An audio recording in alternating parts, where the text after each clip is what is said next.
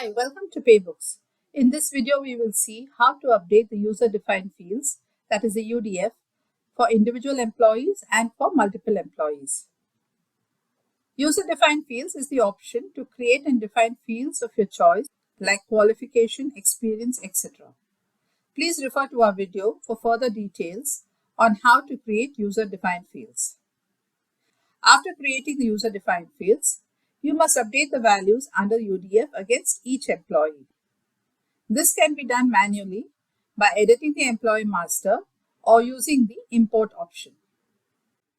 For individual employees, click on Teams, scroll down to Directory,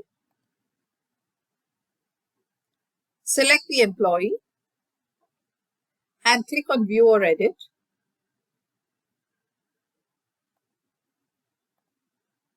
Click Other Info.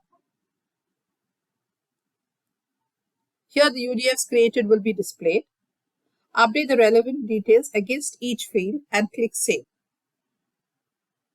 Now for multiple employees, go to Transactions.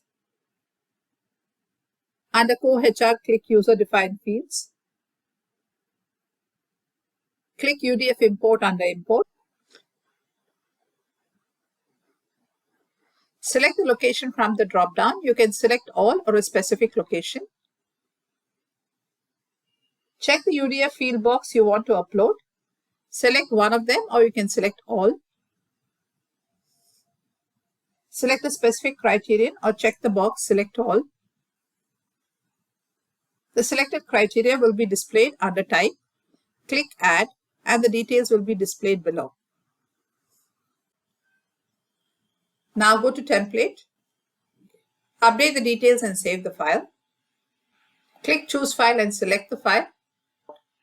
Click Import and the details will be added successfully. Thank you for watching this video and have a great day.